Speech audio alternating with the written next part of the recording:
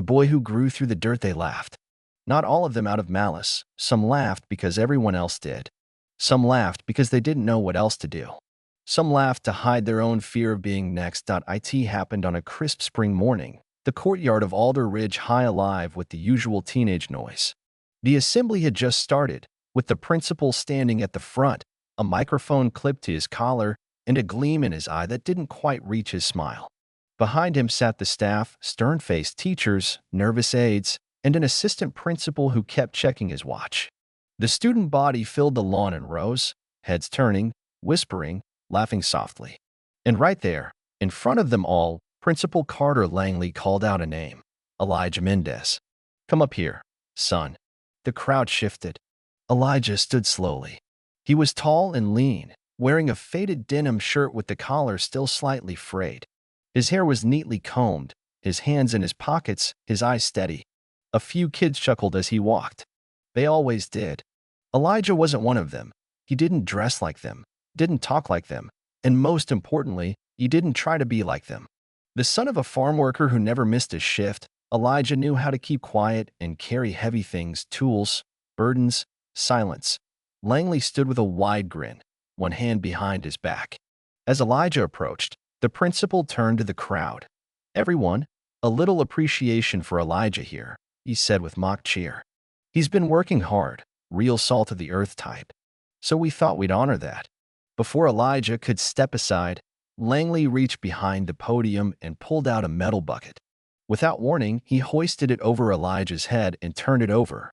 Thick brown mud, stinking of damp earth, poured over Elijah's shoulders, soaking his shirt, his jeans, running down into his shoes. Gasps shot through the crowd, followed by laughter, loud, rolling, uncomfortable laughter. Langley beamed. "Just a little farmer's welcome. You know, good luck before harvest." Elijah didn't move, not even when the mud slipped down his neck. He didn't yell, didn't shove the principal, didn't storm away. He just stood there tall, covered in grime, eyes locked somewhere beyond the crowd, not blinking. He stood like a tree in a flood, immovable. Someone filmed it. Dozens of kids did. The video was everywhere by the end of lunch period. But by dinner, it had vanished. Deleted. Purged. Phones reset. Servers cleaned. It was as if it had never happened. Because Principal Langley had connections, long arms that reached across town, into school board meetings, into courthouse hallways, into tech firms and local media. And so, by Monday morning, no one expected to see Elijah again. But he came, clean shirt, fresh jeans, boots polished. And beside him, walking tall in a dark gray suit, was a woman few recognized but many instantly respected, Judge Marlene Shaw. Federal bench. Iron reputation. The whispers started before they even made it past the front doors. Who was she? What was she doing here? Why with him? The receptionist stood up, eyes wide, unsure whether to salute or run. Judge Shaw offered a polite smile. "I need to see the superintendent. And we'll need the auditorium." By second period, every student and teacher had been called into the auditorium. No one was given an explanation, just a short announcement. Attendance is mandatory. All students must report immediately. Principal Langley stood off stage, flanked by school board members who had arrived in suits and somber faces. He shifted nervously, his usual charm dampened by the presence of the judge. His son, Caleb Langley, sat quietly in the third row, face unreadable. Judge Shaw took the microphone, her voice cool and calm. "I apologize for the interruption, but there are matters of public interest that require clarity, accountability, and truth." She didn't shout.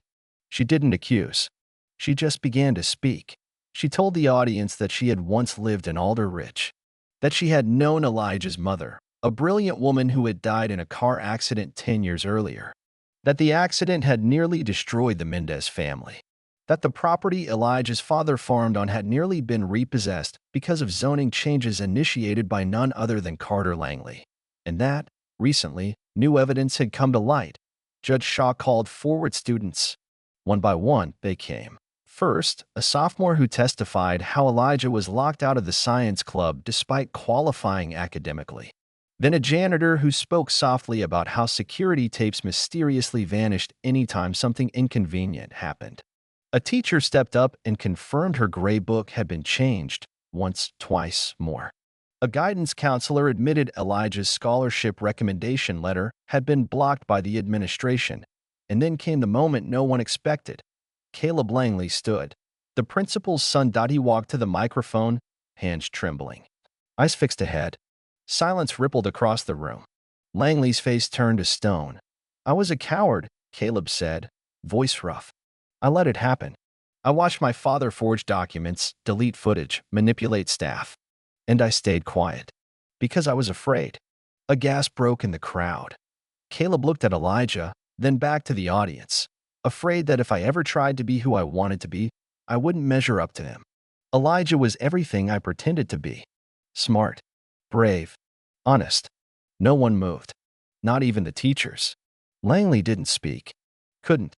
That night, the school board held a private meeting. By dawn, Carter Langley had been removed as principal. An interim administrator was appointed. The town's paper, which once overlooked stories like these, had its first front-page headline that wasn't about a bake sale or high school football game. But that wasn't the end. Not even close. A week later, the graduation ceremony took place on the same lawn where the mud had once been poured. Elijah stepped up to the podium. "No notes. No speech cards. You tried to bury me in mud," he said quietly, "but you didn't know I've been growing in dirt my whole life." The applause was thunderous. It wasn't just for him. It was for what he stood for the people whose voices had been dismissed, for the truths swept under polished floors, for those who had been called poor, unworthy, invisible. Today, Elijah is at Columbia University, studying law. Caleb volunteers at a youth rehabilitation center for system-impacted teens. He's working on earning his teaching certification. Carter Langley lives in a rented apartment outside the county, working as an adjunct in a night school, far from the influence he once wielded. But the real victory isn't in where they ended up. It's in how the town changed. Students started speaking up. A district-wide audit exposed dozens of misconduct cases buried over the years. Elijah's speech became required reading for incoming freshmen. Judge Show returned every semester to speak about justice, not just in courtrooms, but in classrooms, too. And that courtyard, the one where it all happened, was rebuilt. No longer just concrete and benches. A small garden now grows in the center. Rows of vegetables and sunflowers, planted by students. A sign hangs beside it, in honor of those who grew through the dirt. And every spring, on the anniversary of that assembly, the students of Alder Ridge gather there, hands in the soil, planting something new. They remember, not just the laughter, not just the mud, but the quiet strength of a boy who refused to break.